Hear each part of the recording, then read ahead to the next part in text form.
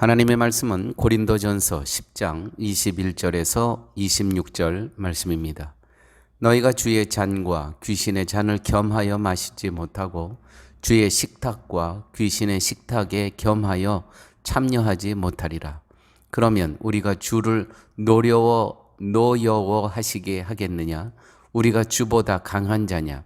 모든 것이 가하나 모든 것이 유익한 것은 아니요 모든 것이 가하나 모든 것이 덕을 세우는 것은 아니니 누구든지 자기의 유익을 구하지 말고 남의 유익을 구하라. 무릇 시장에서 파는 것은 양심을 위하여 묻지 말고 먹으라. 이는 땅과 거기 충만한 것이 주의 것임이라.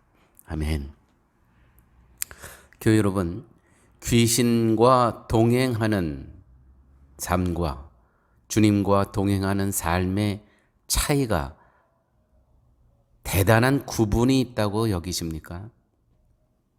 오늘 본문에 보니까 식탁이라는 단어가 나옵니다. 주의 식탁과 귀신의 식탁. 먹고 마시는 식탁에서부터 하나님의 일과 귀신의 일이 구분된다는 것이죠. 여기서부터 시작됩니다. 식탁. 영성의 삶은 사소함으로부터 시작된다는 것입니다. 여러분이 진심으로 하나님의 영광을 위해서 살고자 하신다면 크고 작은 일에 구분을 두지 마십시오. 작은 일의 배려부터 시작하십시오. 작은 일에서 배려부터, 식탁으로부터입니다. 고린도 교인들은 자기가 중심이었습니다. 이기주의였습니다. 개인주의였습니다.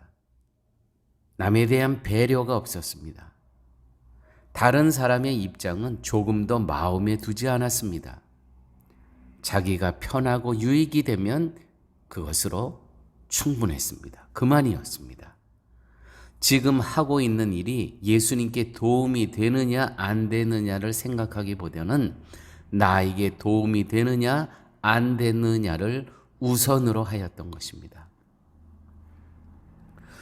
이 지금 우상에게 제물로 바쳤던 그 우상 제물의 문제가 나와서 지금 사도 바울은 이 교회의 이것으로 이 우상 제물이라는 이 음식으로부터 먹어야 되냐 먹으면 안 되느냐라는 문제를 갖고 교회가 분란에 휩싸여 있을 때 거기에 대한 답을 하는 것입니다.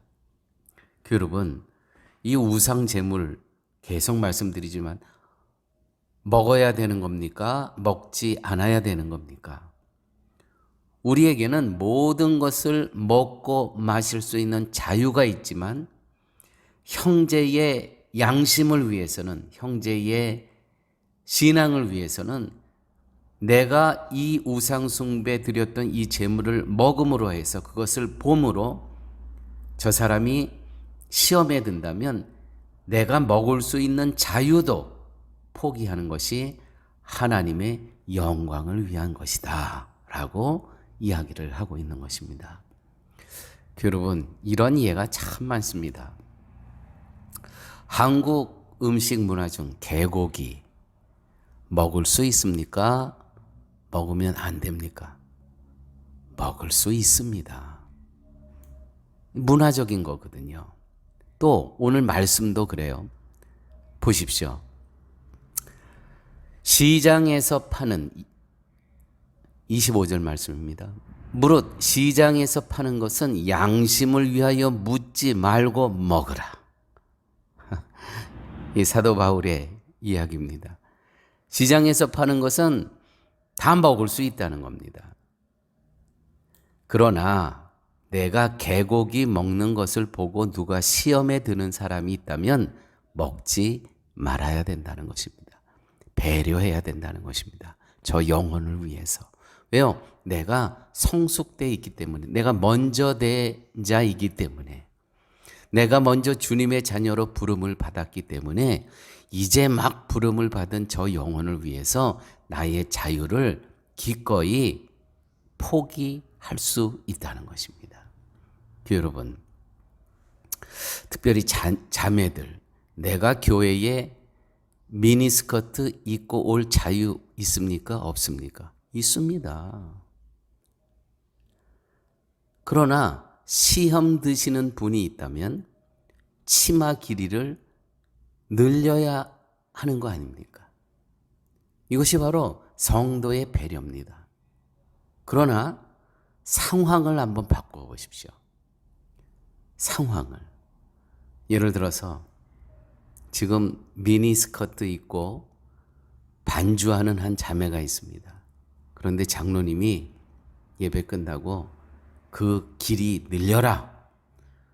그러면 자매가 장로님 보시기에 불편하면 장로님이 교회를 나오시지 마시든지 나는 계속 입고 올 겁니다. 자, 이랬을 경우에 교회 안에 불편한 동거가 시작됩니다. 이건 실제적으로 있었던 일이에요.